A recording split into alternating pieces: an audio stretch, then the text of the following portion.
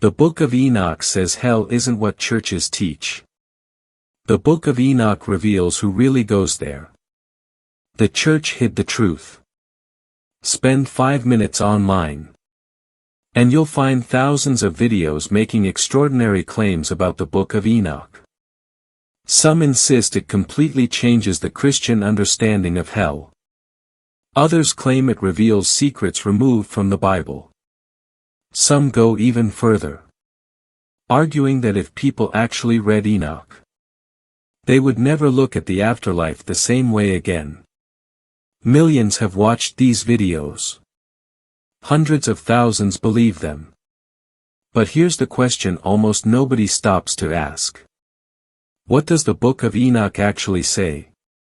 Because here's something that may surprise you. Most of the people are arguing about the Book of Enoch. I have never read it. They've heard pieces of it, quotes from it, clips about it, claims made by other creators. But very few have followed the text itself. From the beginning to end. Tonight. That's exactly what we're going to do. Not to defend it. Not to attack it. Not to prove anyone wrong. Only to ask one question. If we read the oldest surviving version of the Book of Enoch, without importing ideas from later centuries, what picture of the afterlife actually emerges? Because the answer isn't what either side usually expects. Here's the first surprise. The Book of Enoch almost never begins where modern conversations begin. Today, people ask, what happens after I die? Enoch starts somewhere completely different.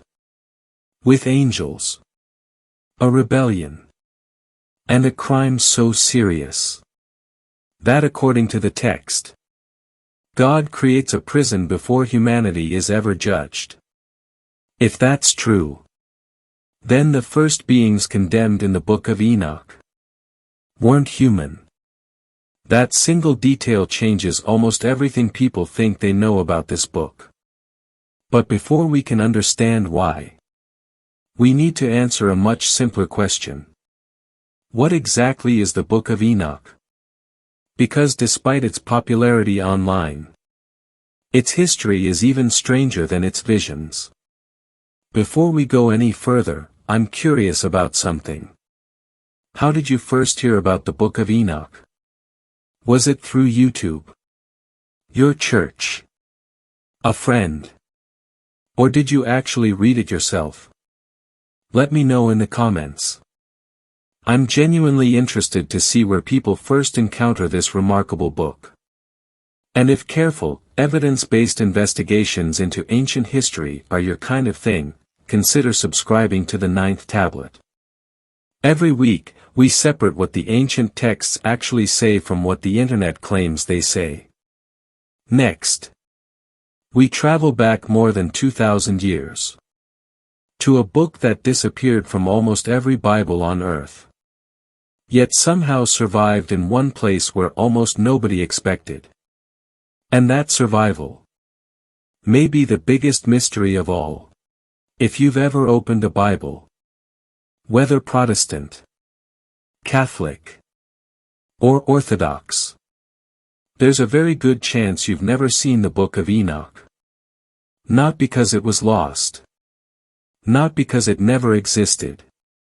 But because, for most of the world, it was removed long before modern Christianity took shape. Jude, Revelation, but no Enoch. And yet, that isn't the whole story. Because while nearly every Christian tradition stopped including Enoch, one church never did.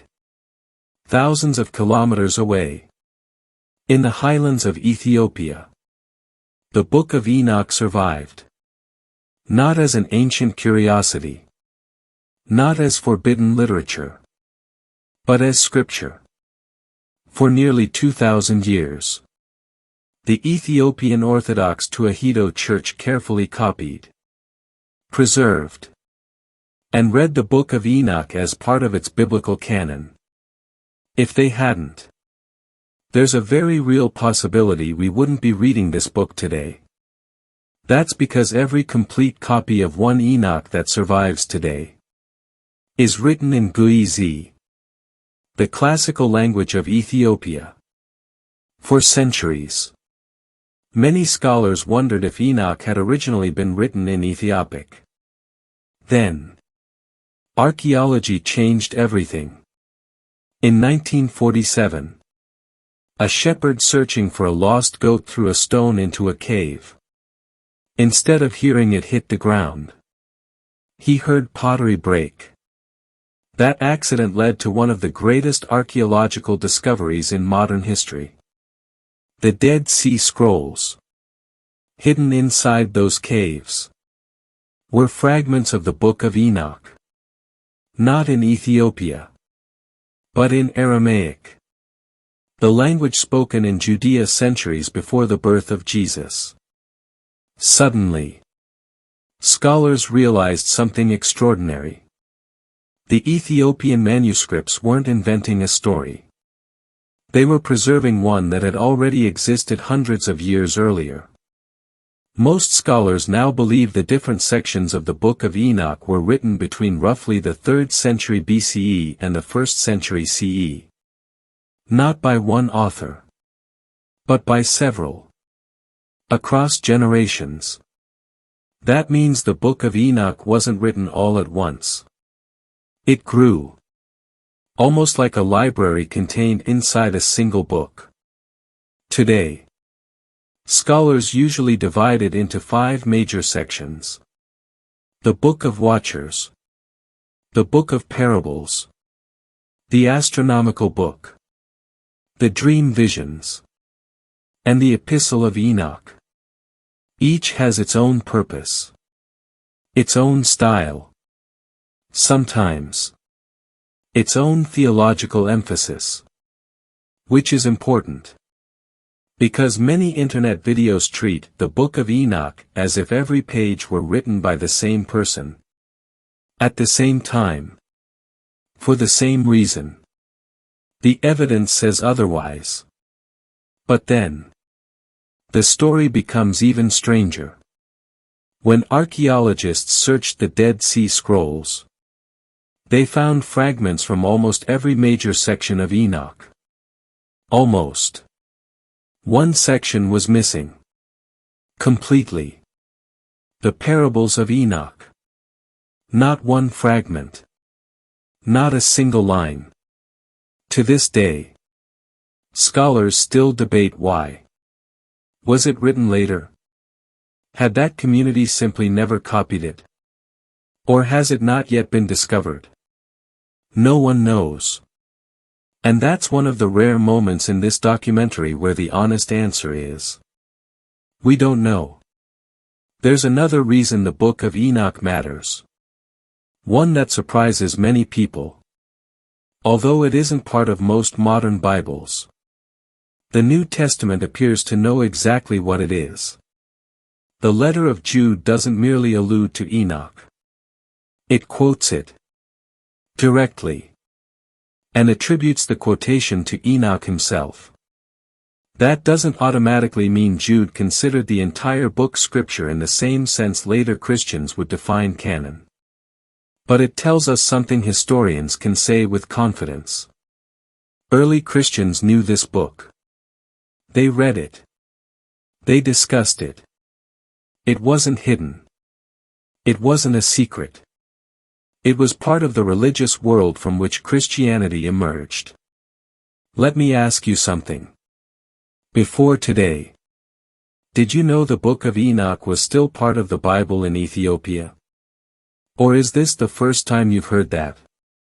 Leave a comment below. I read every one, and it's fascinating to see which part of Enoch's history surprises people the most. Now, we're finally ready to open the book itself. And almost immediately, it does something that turns the internet's most popular claim upside down. Because the first being condemned aren't sinners. They aren't kings. They aren't nations. They're angels. And according to Enoch, their prison existed before humanity's judgment had even begun. If you asked 100 people where the story of hell begins, most would probably answer the same way. With human beings. With sinners. With judgment after death. But when we finally open the Book of Enoch, that's not where the story starts at all. It begins with angels. And according to Enoch, their rebellion changed the history of the world forever. The Book of Enoch calls them the Watchers. Heavenly beings entrusted with watching over humanity. At first, their mission seems noble. They observe. They protect. They remain separate from human life. Then, everything changes. According to the text, a group of watchers descends to earth. Not by accident. Not because they were sent. They choose to come. The mountain where they gather has a name. Mount Hermon. There, the leaders swear an oath together. Not because they fear God, but because each fears backing out while the others continue. It's one of the oldest conspiracy scenes in ancient literature. Before a single action is taken, they bind themselves together with an oath. If one falls, they all fall. And here's where almost every internet video skips ahead. Most immediately begin talking about giants, or Nephilim, or forbidden knowledge. But before any of that happens, Enoch quietly introduces something much more important. Choice. The Watchers aren't deceived. They aren't tricked. They knowingly rebel. That detail matters. Because everything that follows grows out of that single decision. The Book of Enoch says the Watchers begin teaching humanity knowledge that was never meant for them. Weapons. The working of metals. The crafting of ornaments. Enchantments. Astrology. Various forms of hidden knowledge. Modern readers often argue over whether these teachings were actually evil, or whether the problem was humanity's misuse of them. That's an interesting discussion. But notice something. The Book of Enoch never treats knowledge itself as the central crime. The crime is rebellion. Knowledge is simply the consequence. The result, according to Enoch, is catastrophic. Violence spreads across the earth. Corruption increases. Bloodshed becomes ordinary. Human society begins to collapse under the weight of its own injustice. The text isn't merely describing supernatural events. It's explaining why the world became filled with suffering.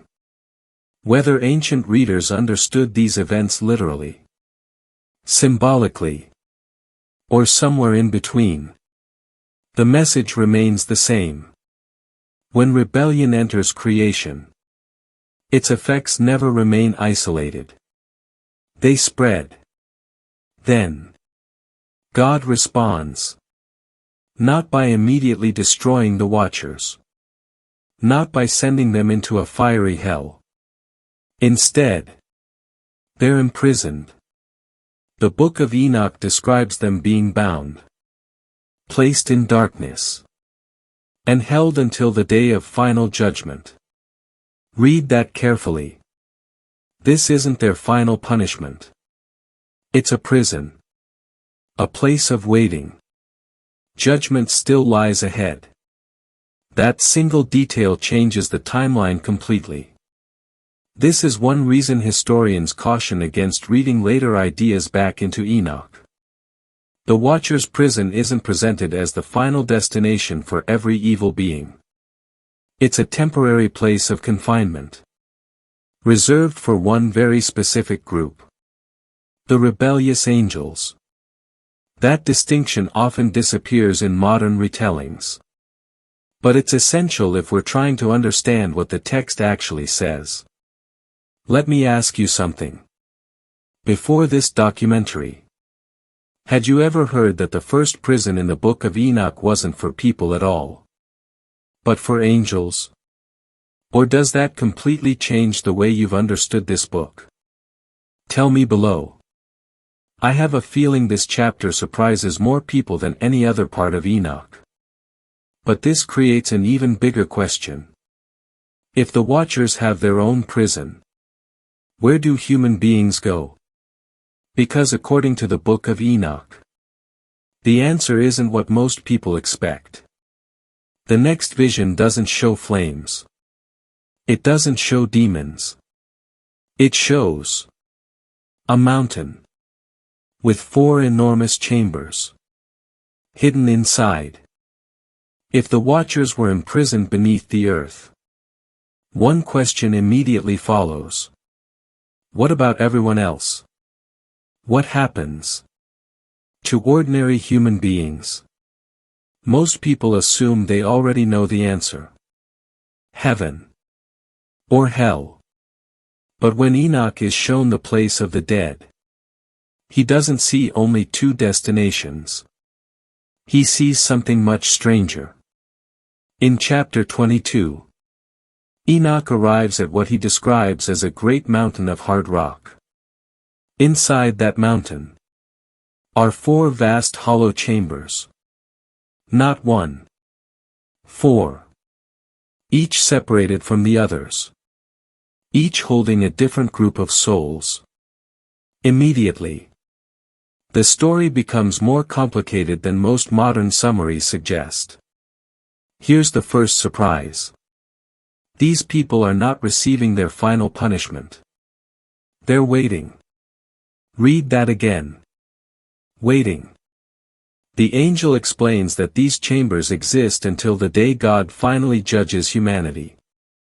That means, according to Enoch, death isn't the end of the story. But neither is it the final judgment. There's an interval between the two. And that detail changes everything. Modern discussions often collapse every stage into one event. Someone dies. Judgment happens. The end.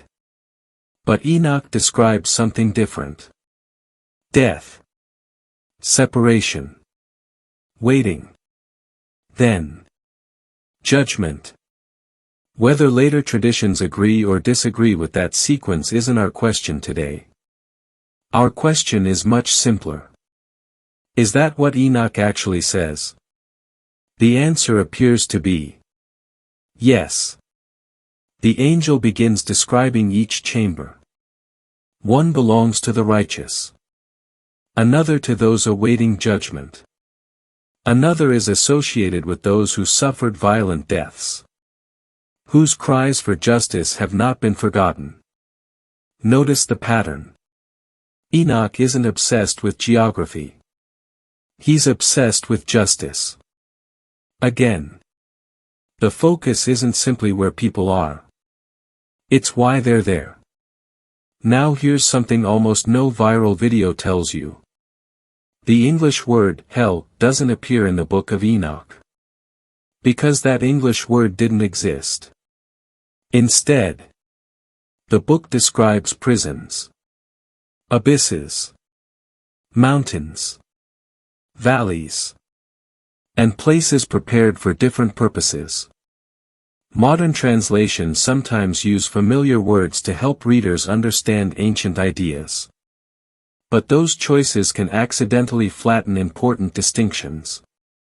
When every place becomes simply hell, the structure of Enoch's vision disappears. And that's exactly why so many online discussions become confusing.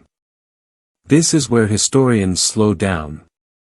Not because the text becomes unreliable, but because interpretation becomes more difficult. Different scholars debate exactly how these chambers relate to later Jewish ideas about Sheol, or to later Christian discussions of the afterlife. Those debates are real. And they're worth having. But one thing is remarkably clear. The Book of Enoch does not describe every soul immediately entering one final destination. That's simply not how the vision unfolds. I'm curious what surprised you more. That the first prison was for angels. Or that Enoch describes the dead waiting for judgment rather than immediately entering their final destiny. Tell me below. I'm already seeing how differently people approach these passages, and I'd love to hear your perspective. But now, another mystery emerges. If souls are divided before judgment, what determines where they wait? What separates the righteous from the wicked? Is it belief? Knowledge? Religious identity? Or something else entirely? The answer may be the biggest surprise in the entire Book of Enoch. Because when Enoch explains who stands condemned, he doesn't begin with theology. He begins with how people live. Children run through narrow streets. The scene feels peaceful. If you've stayed with me this far, you've probably noticed something. The Book of Enoch spends surprisingly little time discussing what most modern debates focus on. Instead, it keeps returning to a completely different question. Who does God call wicked? That's the question Enoch seems determined to answer. And the answer may not be what many people expect. When modern people hear the word sin, they often think first about personal behavior, private choices, individual failures. But Enoch repeatedly widens the picture. Its strongest condemnations are aimed at something much larger. Corruption. The abuse of power. Violence. Oppression. Dishonest judgment. The exploitation of the innocent. Again and again. Those are the people standing in the center of Enoch's warnings. Here's something that surprised me while researching this documentary. The Book of Enoch doesn't spend page after page listing forbidden behaviors the way many people imagine. Instead, it tells stories. Stories about rulers. About the powerful. About societies that become so corrupt that violence begins to feel normal. That's the world Enoch is speaking into. And suddenly, its warnings become much easier to understand. Notice the contrast Enoch keeps repeating. The righteous remain faithful under suffering. The wicked prosper by creating suffering. That's an important distinction. Because Enoch isn't simply asking, did someone make mistakes? It's asking, what kind of world are they helping create? Do their actions bring justice? Or destruction? Compassion? Or exploitation? Again and again. That's the dividing line. Now let's return to the question that brought us here. Does Enoch actually teach that certain sins send people to hell? Not in the way many internet videos suggest. The Book of Enoch never presents a neat checklist. It doesn't say, commit these 5 sins and you'll end up here. Instead, it paints a moral landscape. A world where repeated injustice, unrepentant violence, and the abuse of power places people in direct opposition to God's order. That's a much richer picture than the simplified headlines we often see online. Just as importantly, Enoch doesn't define righteousness merely by what people avoid. It also describes what they endure. The righteous are often portrayed as those who remain faithful. Even when doing the right thing costs them. They suffer. They're mocked. Sometimes they're oppressed. But they refuse to become like those who hurt them. That's a theme that echoes throughout the entire book. Perhaps that's why the Book of Enoch has continued to resonate across centuries. Because it insists that history isn't ultimately measured by wealth, or power, or influence. It's measured by justice. The kings of today become the defendants of tomorrow. The forgotten victims are not forgotten forever. For the communities who first read Enoch, that wasn't just theology. It was hope. Let me ask you something. When you think about the Book of Enoch now, what stands out most? Its description of the afterlife? Or its repeated focus on justice and the abuse of power? I'd genuinely love to hear your thoughts in the comments. Some of the best discussions on this channel begin with questions like these. But there's still one mystery we haven't answered. If the righteous are vindicated, and the wicked are judged, who carries out that judgment? Because Enoch introduces a figure unlike anyone else in ancient Jewish literature. A heavenly judge. Known by several names. The righteous one. The elect one. And one title that would later become famous around the world. The Son of Man. Who is he? And why has that title sparked debate among historians for generations? That's where our investigation goes next. For nearly 30 minutes, we've followed the Book of Enoch wherever the evidence has taken us. We've seen the rebellion of the Watchers. The prison prepared for them. The mountain where human souls wait. And the repeated promise that one day, justice will finally be done. But one question has remained unanswered. Who carries out that judgment? Because according to the Book of Enoch, God appoints someone. And the way this figure is described has fascinated historians for generations. As we move into the later sections of Enoch, a remarkable figure begins appearing again and again. Sometimes he's called the elect one. Sometimes the righteous one. And sometimes the Son of Man. 3 titles. One mysterious figure. One extraordinary role. Here's what surprises many readers. This figure isn't introduced as someone who suddenly comes into existence. The text speaks of him as someone already known to God. Chosen. Hidden. Reserved for a future moment in history. Long before judgment begins. His role has already been prepared. Whether readers interpret that literally, symbolically, or in another way, the point is unmistakable. Judgment isn't an afterthought. According to Enoch, it has always been part of God's plan. Then the vision reaches its climax. The kings of the earth appear. The mighty. The wealthy. The rulers who believed their power would last forever. One by one, they stand before the elect one. Notice something remarkable. Enoch doesn't describe wealth as the problem, nor leadership itself. The problem is what they did with the authority they were given. Those who used power to crush others now discover that earthly power has an expiration date.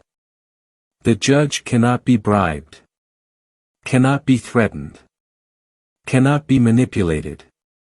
Now we arrive at one of the most discussed questions in biblical scholarship. Because centuries later, the title, Son of Man, appears throughout the New Testament. Most famously, Jesus repeatedly uses it when speaking about himself. So naturally, People ask, is the New Testament referring back to Enoch? The honest answer is more complex than either side often admits. Some scholars believe the similarities are significant. Others argue both texts draw from broader Jewish traditions that already existed. What everyone agrees on is this. The Book of Enoch proves that the idea of a heavenly judge known as the Son of Man existed before the New Testament was written. That historical fact alone makes Enoch one of the most important Jewish writings outside the Hebrew Bible. For decades, historians have studied these passages, not to prove one religion right or another wrong, but to understand the world that produced them. Because Enoch gives us something incredibly rare. A glimpse into Jewish thought before Christianity emerged. It allows us to see ideas developing, questions being explored, and hopes taking shape, while history was still unfolding. Perhaps that's the greatest value of the Book of Enoch. Not that it answers every question, but that it preserves questions many people had forgotten were ever asked. Questions about justice, about suffering, about whether evil truly has the final word. Those questions remain just as relevant today as they were more than 2,000 years ago. I want to hear your thoughts on this one. When you hear the title, Son of Man, in the Book of Enoch, what stands out to you most? Did you already know that title appears in a text older than the New Testament? Or is this the first time you've encountered that connection? Leave a comment below. Some of the most thoughtful conversations on this channel begin with moments like this. We've reached the final piece of the puzzle. Now it's time to return to the claim that started this entire investigation. Does the Book of Enoch really teach a completely different version of hell than the Church? Or have modern headlines been asking the wrong question all along? Let's bring every piece of evidence together. One final time. When we began this investigation, we started with a claim repeated millions of times online, that the Book of Enoch teaches a completely different version of hell, and a completely different path to salvation than Christianity. After following the text from beginning to end, what can we honestly say? The answer is both simpler and more fascinating than the internet usually admits. The Book of Enoch never describes hell the way many modern people imagine it. Instead, it presents a sequence: rebellion, judgment, waiting, vindication, final justice. Each stage has its own purpose, its own place, its own meaning. That alone makes Enoch far more complex than the headlines suggest. But perhaps the biggest surprise isn't about hell at all. It's about justice.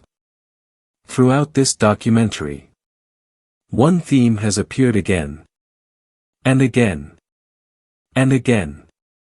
The abuse of power, violence, corruption, the suffering of the innocent. That's the heartbeat of Enoch. Not curiosity about punishment, but confidence that evil will not have the final word. That's why Enoch speaks so often to those who suffer. It was written during an age of uncertainty. Foreign empires rose and fell. The powerful often escaped accountability. To many people, justice seemed impossible. Enoch answered with a promise. Not that injustice didn't exist, but that injustice would never be permanent. That message has echoed across more than 2,000 years. So, was the Book of Enoch suppressed? The evidence says no. It was known. Read. Quoted by the author of Jude. Preserved by the Ethiopian Church. Studied by scholars for generations. The real story isn't suppression. It's a selection. Different religious communities reached different conclusions about whether Enoch belonged in their biblical canon. That's a historical discussion. Not evidence of a conspiracy. And recognizing that difference matters. Because history becomes much more interesting when we allow it to be history, instead of forcing it into modern narratives. Perhaps that's why scholars continue studying Enoch today. Not because it secretly rewrites Christianity, but because it helps explain the religious world from which Christianity emerged. It shows us questions, hopes, and expectations, already circulating centuries before the New Testament. Without Enoch, that world becomes much harder to understand. So, does the Book of Enoch teach a completely different version of hell than the Church? Not really. Does it describe the afterlife differently in important ways? Yes. Does it emphasize justice, righteousness, and judgment in ways that challenge many modern assumptions? Absolutely. And perhaps that's why, after more than 2,000 years, people are still reading it, still debating it, still searching its pages for answers. If you've watched all the way to the end, thank you. You're exactly the reason I created the 9th tablet. This channel isn't about proving sensational claims. It's about opening the ancient texts, following the evidence wherever it leads, and asking better questions than the internet usually does. If that's the kind of journey you enjoy, I'd love to have you here for the next investigation. Subscribe, so you don't miss it. And before you leave, I want to ask you one final question. After everything you've seen today, did the Book of Enoch change your understanding of the afterlife? Or did it simply help you understand an ancient world a little better? There's no right or wrong answer. Read through the comments after you leave yours. Some of the best conversations on this channel happen there. Some books survive because they answer history's greatest questions. The Book of Enoch survived because it refused to stop asking them.